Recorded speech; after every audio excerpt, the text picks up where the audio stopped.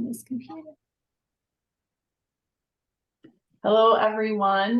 This is Kamara and Kelly and Sandra, and we are excited to be with you again to discuss practical wisdom. So we are taking a look at discussion number 1 for this module. The prompt for it is, did you gain any insights related to practical wisdom that will help as you design an educational innovation intervention for teaching and learning? And then did you make any connections to any other readings from this semester or last semester? So I was really excited when I saw this particular assignment for us this week, and I reached out to Kelly and Sandra right away and asked if we could do this one, because I actually have the pleasure of working with one of the authors. So Ken Sharp is actually part of the network that I work for, the National Network for Caring and Character in Medicine. And we have 4 elements of our framework: caring, character, practical wisdom, and human flourishing. My POP is really focused on the human flourishing aspect of it. But we use this book as the academic underpinning for our Aristotelian approach to practical wisdom. So I've had the pleasure of working with Ken and interacting with him regularly. And I was telling the folks before we got started that Ken has this beautiful, calm, wise way about him, really, as you would expect anyone that studies practical wisdom. So I'm looking forward to the discussion. Kelly, Sandra, I'm really looking forward to hearing what you got out of this. And so maybe, Kelly, I'll pass it off to you if you want to get us started with what you were thinking. Yeah, sure. Well, first of all, I think I'll go a little bit backwards, because one of the questions asked us about connections to our other readings. And for sure, like the rules and incentives and the sticks and carrots concept actually kind of made me think about Switch, to be honest with you, and like the whole like motivating the elephant and the rider and that sort of like is what kind of came up for me. And then as I was just thinking about designing my educational innovation and my intervention, a story kind of from this past week as I was reading came to mind. I work with educators and I do professional development for the curriculum that we build. It's technology curriculum for high school. And I was on a call with an educator that was supposed to be described as a mini PD. It was really a check-in with the educator and kind of like seeing how they were integrating the curriculum that I had written for this technology integration and career exploration in their class. And when I run meetings, I run them very tight. I have an agenda, I have topics, I almost like break it down by time, and I'm constantly watching time to make sure that I'm moving along. And these are sort of like my norms and my rules that I like operate in this box with them. But as I was talking to the educator and, trying to gain as much as I could, because I'm like trying to check all these boxes of like, I need to run this call on time. I need to make sure my stakeholder, which is the grant funder, is happy because I'm getting data for them that's going to make this amazing program. All these little check boxes were in my head.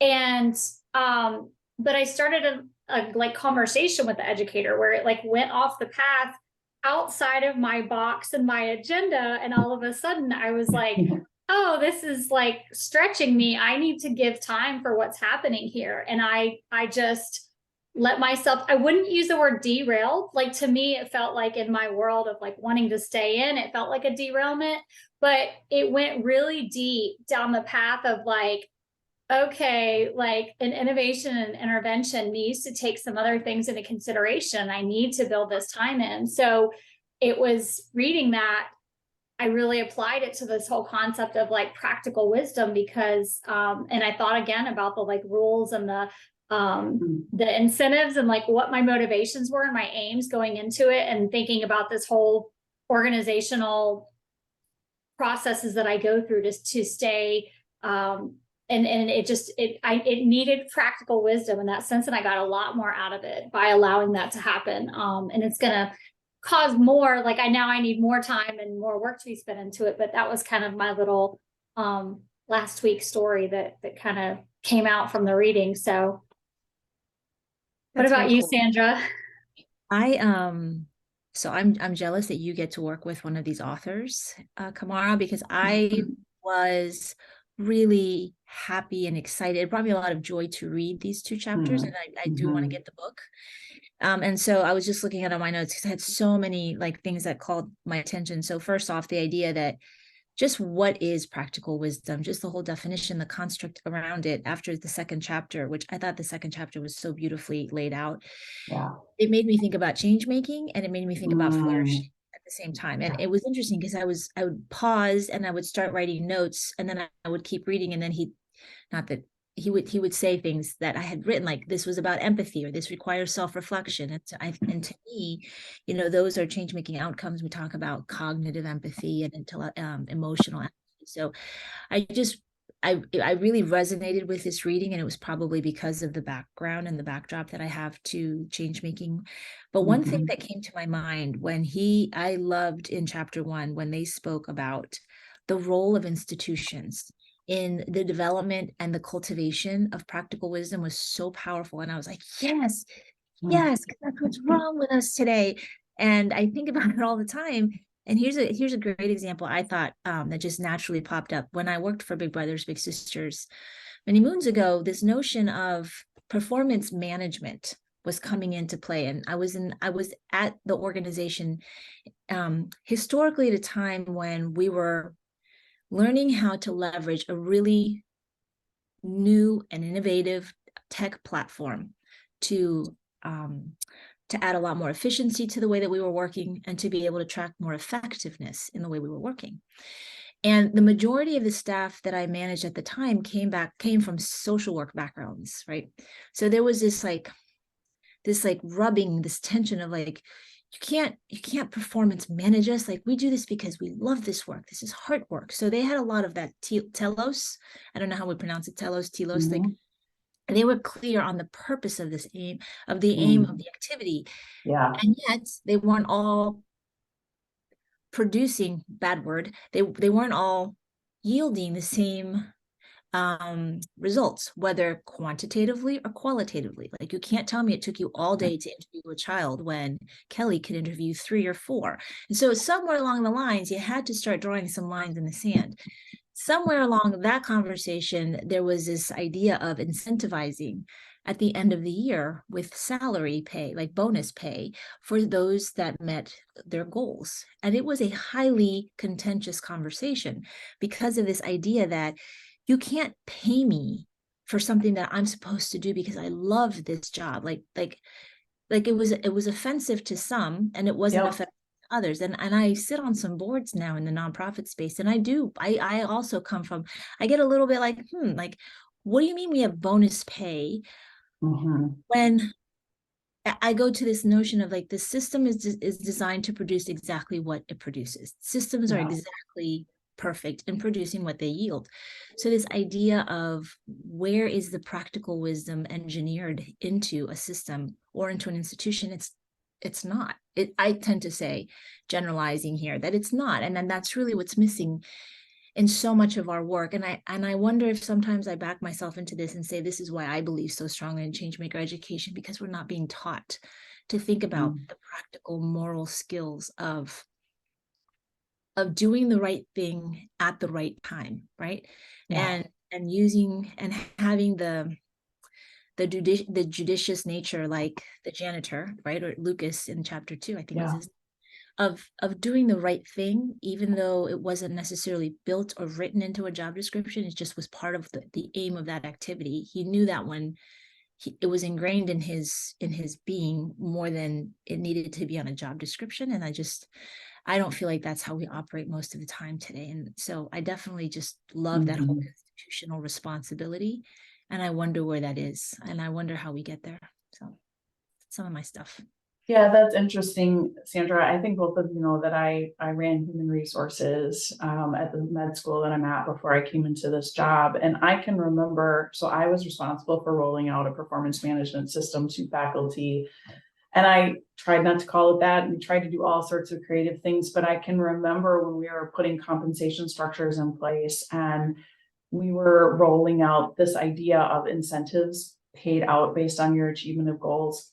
And it was particularly our PhD basic science researchers. Our clinicians were sort of used to it, right? Because they're used to like RVUs and how much you bill is how much you get paid, right? So this just sort of felt like another one of those things. But our PhDs in particular, Sandra, I think would align really strongly with you, where they were just like offended that someone would pay them to do what they were passionate about doing and what they just did. It was this very immoral thing. And to be perfectly honest with you, because I've grown up in the business world, this was sort of my first time that I sort of intersected with this sense of almost this higher calling and morality, if you will, that came in, and how offensive this was. And it was really powerful for me to, kind of work through with them. And to be honest with you, I came up with a completely different compensation structure for our PhDs and our basic scientists based on the fact that this was not something that resonated with them, because ultimately I wanted them to be able to feel good about their pay and their contribution and what they were doing. And perhaps I was employing practical wisdom before I knew what it was. But that was a real driver.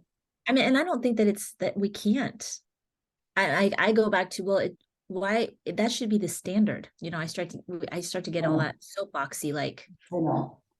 Adamant, like we need to performance manage the ones that are not using practical wisdom, either to go learn some and practice some, or they can find another space where they don't have to use it, all the time. But that sounds really like black and white. I don't mean to be sounding so binary, but this idea that that institutions are set up to pull that balance between rules, because we can't live in chaos, and incentives, which is sort of like shore up, we have missing hole, like, we have these gaps.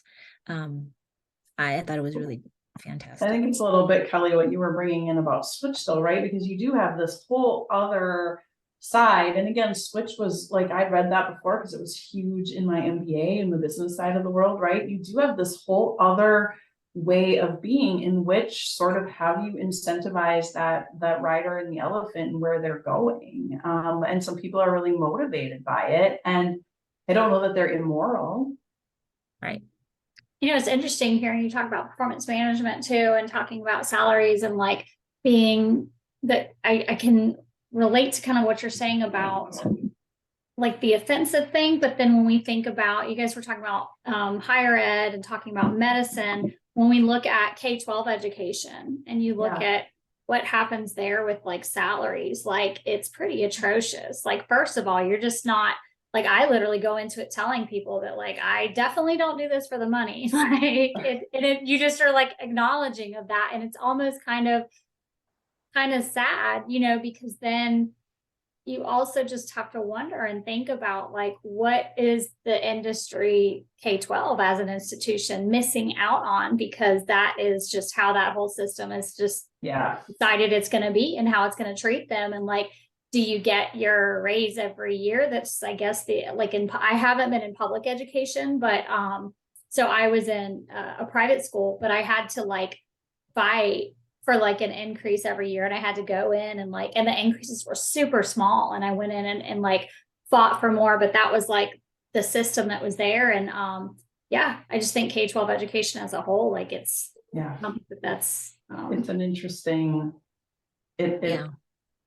So if I can just pull out the other thing, Sandra, that I heard you talk about in there was sort of the telos, and I agree. I don't know if we're saying that right. That's how I say it in my head when I read it. So I have no idea, but close. I got to thinking about like, as it relates to like this program and what we're doing for our problems of practice, I kind of came up with, because so that, again, the beautiful story about Luke and how he handled that angry father. I mean, it was just beyond what I could imagine in it.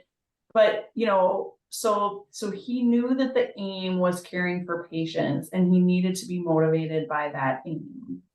And it says in 17, right, he could not look it up in his official job description because the rules that defined his job said nothing about situations like this. What guided him was the aim of the job he had crafted, which I think actually ties to your point about bonuses and incentives and things like that, right? If I've crafted my job and I'm resonant with that aim. So I asked myself, actually wrote in the margin here, what is my innovation aiming at? Like, what is my pop aiming at? And how do I ground myself in that, even as I begin to continue to think about what's my method going to be? What is my actual innovation going to be? How am I actually going to do this? Like getting back to that grounding of what am I aiming at?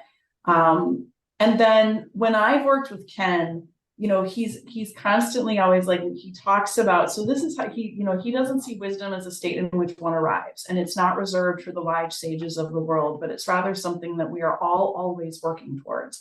So I have a little post-it note on my screen after a conversation I'd had with Ken, and it says, "Are you wiser today?" And he would say to me all the time, "Well, Kamara, what you have to do is you have to reflect on your lived experience from yesterday. And you need to ask yourself what you've learned, and you need then to integrate that. And that is the act of becoming wiser, is by reflecting and then actually integrating it." And I got thinking about our cycles of research, and without sounding completely cheesy, I thought to myself, the cycles of research are sort of designed to be this practical wisdom process, right? Like we do something, we learn from it, we reflect on it, we integrate it, and it is intended to change the action. And so it really is intended, if you will, for almost our innovations to get smarter or wiser as we go along. And I thought that was, it's almost like this practical wisdom is almost inherent in how this program is structured. And I thought that was kind of cool. Yeah, That's that's a nice way awesome. to end it. Yeah. I think so. Yeah. Well, thanks everyone for joining us, and we hope you have a great evening. We'll talk to you next time. Chat. Bye.